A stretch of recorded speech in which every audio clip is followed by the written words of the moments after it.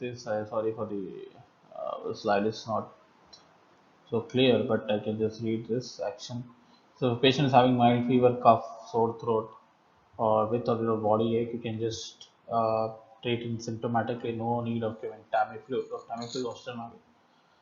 So, B1 is the one person who has symptoms with high grade fever with severe throat cold. You have to isolate him and give him capsule Tamiflu. No need of testing. So B2 is of symptoms of category A, was high risk groups. People who are high risk groups, you do home isolation, give them capsule Tamiflu, and should be given uh, uh, no need of testing. But symptoms which are suggestive of category A and B plus the following: breathlessness, chest pain, drowsiness, low BP, irritable child, and all those things should remain immediate testing, hospitalization, and treatment. See, you should understand one more important thing in this case. There's no need of testing each and everybody. We have a very clear-cut diagnosis among susceptible case, or what is a or not susceptible, suspected case. So you should try to test only those people who think we are suspected case. If we try testing each and everybody, it will be waste of our useful resources. So those people who really need the resources, they will not get the resources. We start mass testing.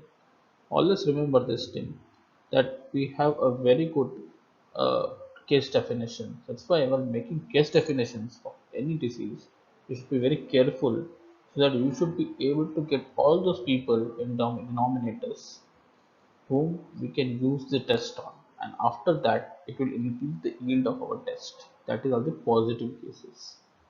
No need of doing mass testing. Mass testing will only lead to what chaos, as well as hotly, and it will give us false sense of security. If people will use it against not using protective measures.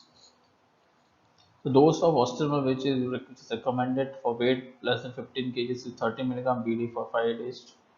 For 15 to 23 kg 45 milligram for 5 days, and 24 to 40 kg 60 milligram, and for more than 640 milligram it is 75 milligram BD for 5 days. For infants it is less than 3 months 12 milligram, 20 milligram, and 6 to 11 is 25 milligram for 5 days. It is also available in syrup. If noted, if needed, the dose can be modified as pediatric things.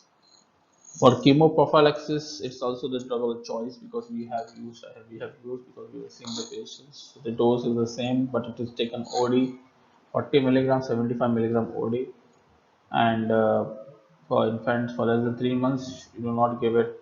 For the child, 3 to 5 months, it is given 20 milligram OD.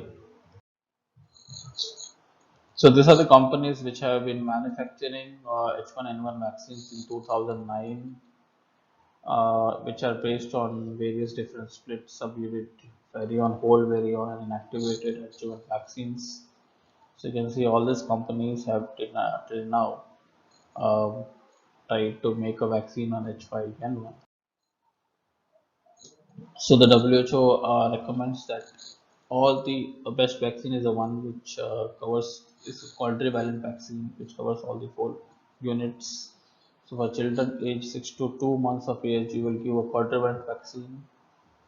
For 2 to 17 months of age, we will give a live vaccines. Live vaccines are usually nasal vaccines, helps to reduce spread of flu in children. 18 to 64 years, you will give a quadrivalent vaccine. uh, and age is 65 years and more, if given a trivalent influenza vaccine. Adjuvant is added for to make the vaccine more effective in older. So this is a vaccine which is available in India. It's a live attenuated vaccine. It is given in individuals above 2 years of age. It is for intranasal admission. The dose is 0.5 ml, 0.25 ml per nostril. One dose vial plus a diluent is added. This is a killed inactivated vaccine which is made by Sanofi Pasteur. It's called Flucontin. Here is the dosage, and it is for intramuscular admission. This is a dosage for 6 months to 35 months give 1 or 2 doses, 0.25 ml each, and 4 weeks apart. 36 months to 8 years, 1 or 2 doses, 0.5 ml each, 2 doses apart, 4 weeks apart. Sorry, 4 weeks apart, and 9 years and older will need only 0.5 ml. So that both the doses 0.5 ml you should remember, but in other things. So we're coming to the end part of the lecture, which is most important. Just to know what is the R naught of the disease. It's a number of people that one sick person will infect. One sick person will infect how many people?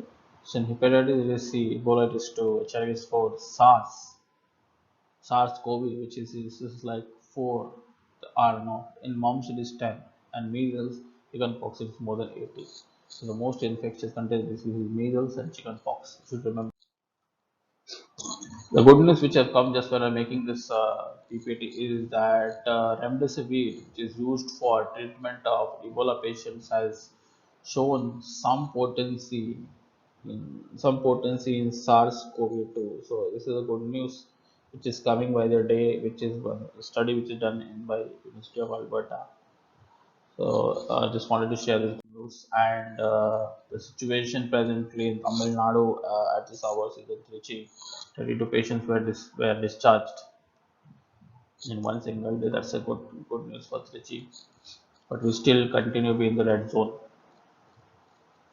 and this is the present status of the country. So I hope all of you will be uh, read from Park, read from Harrison. I think you should always keep Harrison with you. Read Harrison, as this is, I just cannot remember any time in my life that from first year till I finished my PhD that I got this much vacations and holidays.